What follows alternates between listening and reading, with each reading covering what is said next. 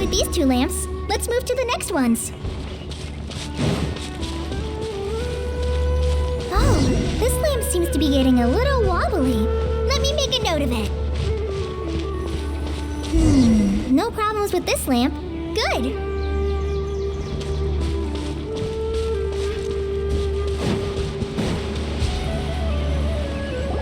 The statue of the 7 is up on top of that large rock formation. You must have seen it when you came down this road before. It's pretty high up there, isn't it? Don't worry. If you're afraid you can't make it up there, I'm sure Master wouldn't mind if you don't clean the statue. Oh? I guess I'll leave it up to you then. There's not much footing once you reach the statue, so be careful up there. Paimon will fly up with you and help you with those hard-to-reach areas. By the way, Collei, do you know anything about the Dendro Archon? You know, what's she like? That depends. Are you referring to Greater Lord Rukkhadevata or Lesser Lord Kusanali? Huh? Greater Lord Rukkhadevata? Oh, is that the name of the former Dendro Archon? Uh-huh. Greater Lord Rukkhadevata was Sumeru's first Dendro Archon. She created the rainforest as well as the wall of Samiel around the desert. Her works provided a means of peaceful living for everyone.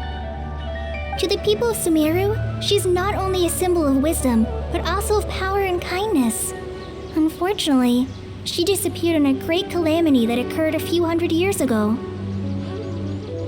According to what Master has told me, the sages later found the newly born Dendro Archon and whisked her back to Sumeru. To celebrate the reinstatement of their lost deity, the sages dubbed her Lesser Lord Kusanali and let her reside in the sanctuary of Siristana. Uh-huh. Then what happened? Well, and then... I'm not too sure what happened, to be honest. Huh? You're not too sure? But aren't you from Sumeru? Yeah, I'm from Sumeru. But... Maybe it's difficult to discuss this topic with strangers. If that's the case, then don't worry, we understand. No, it's not that. I'm not trying to hide something from you. Besides, I don't consider you 2 strangers. Because you 2 know Amber, right? Wait, Amber? You mean... Yes, that's her. I once lived in Mondstadt for a while, and she helped me a lot during that time. You could even say that she helped me become a new person. There's no one like Amber. She lives life to the fullest while always adhering to her strong sense of justice.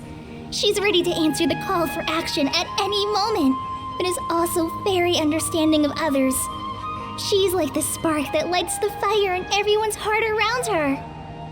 If you ask me, she's a prime example of a true outrider. She's the first person anyone coming to Mondstadt will meet.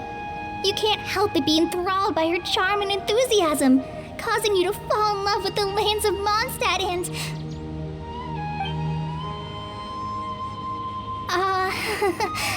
sorry. Paimon thought the work of Outriders was a little different from what you just described, but one thing's for sure, you really like Amber. Sorry. I was rambling on just now.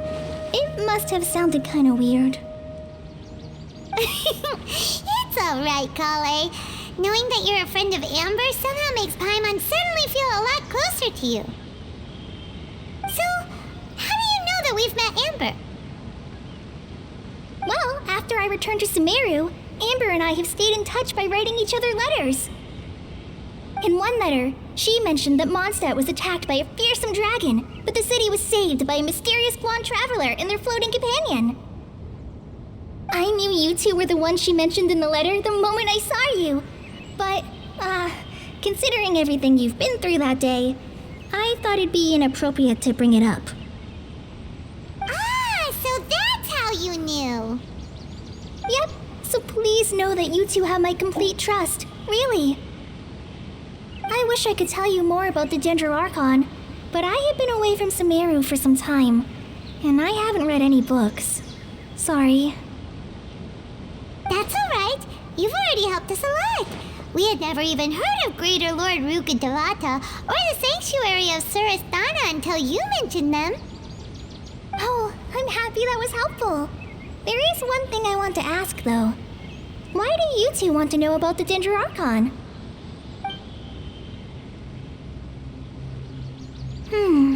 So that's why you're here. Thank you for telling me your story. Don't mention it. We are friends after all, right? Alright, we have a statue to clean. You both have my thanks. While you two are up there cleaning, I'll go ahead and inspect the forest canopy. Let's meet back here shortly.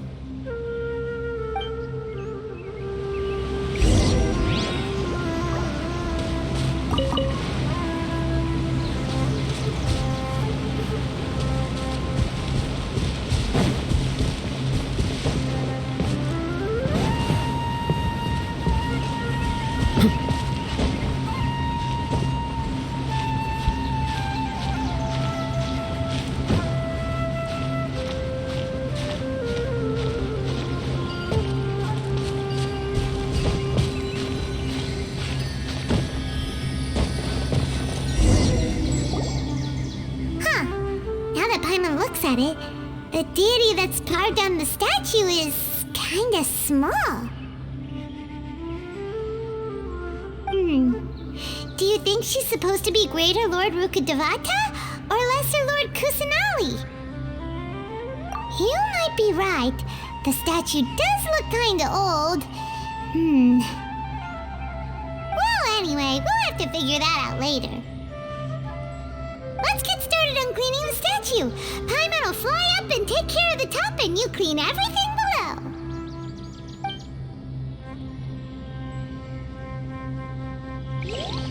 Nice work. That's one clean statue. Let's head down and meet up with Collei.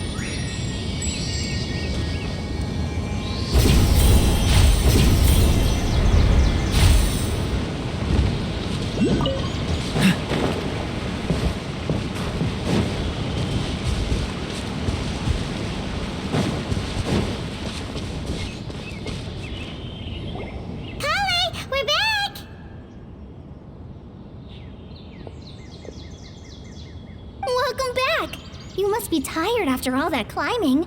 Let's take a little break. I brought some fruit and water for us. Yay, food! What kind of goodies did you bring? Hey, don't be a party pooper. It's not like Collei is a stranger or anything. Besides, the best way to compliment a chef is to show passion for their food. Xiangling taught Paimon that. I prepared a nice portable dish that forest rangers like to eat called pita pockets. I hope you'll like them. Whoops! No! You dropped it on the ground! Not to worry. I wrapped a few layers of oiled paper around each pita. They should be fine. Oh, whew. Paimon nearly had a heart attack there.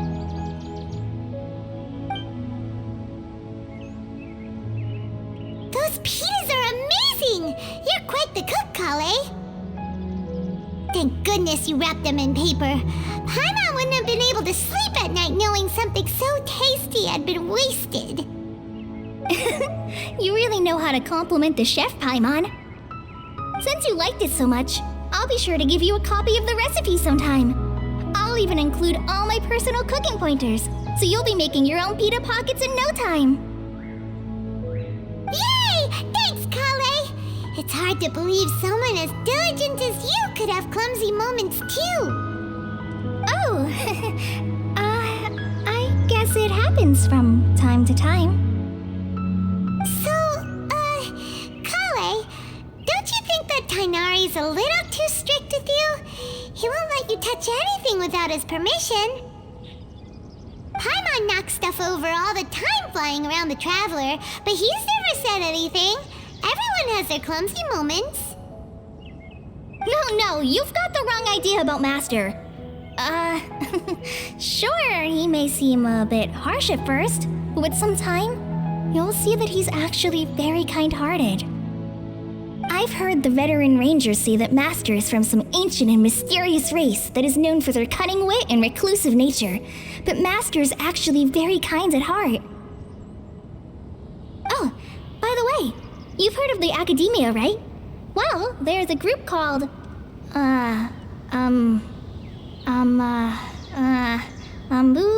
something? Well, anyway, because Master does a lot of research on plants, sages from the Academia have written him many times, inviting him to take up an official position there. But Master declines their offers every time, saying, Sumeru City is too noisy. It'd be bad for my ears.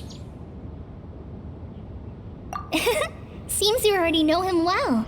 Anyway, I'm sure the sages were not happy about his responses. Master could obviously have a bright future in the Academia, but he insists on sticking to the path of a forest watcher. Every day he helps the locals of the forest and passes on his extensive knowledge to trainees like me. In fact, Master's the one who taught me how to make pita pockets. Really? Paimon would have never guessed that. Oh, speaking of Tainari, he was the one who took care of you after finding you passed out yesterday. He even carried you all the way here. Paimon's still kinda upset, though. He kept scolding Paimon the entire way here. Oh no, I'm sorry. Master might have been overreacting a little. But, it's mostly because Paimon wouldn't stop yelling, Why, oh why, is he going to die? It probably started to get under Master's skin after a while. Hey! Don't laugh! Paimon was genuinely concerned about you.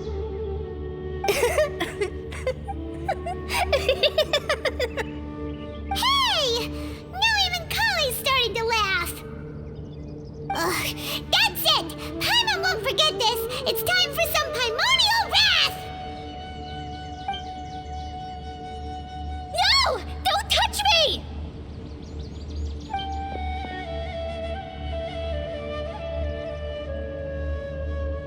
Oh, sorry, Collei. Paimon didn't mean to scare you. No, I just... I didn't mean that. Collei, are you okay? What's the matter? No, I'm fine. I'm sorry. I must have startled you both reacting like that. Oh, well, it's getting late now. Let's hurry back to Gandharvaville.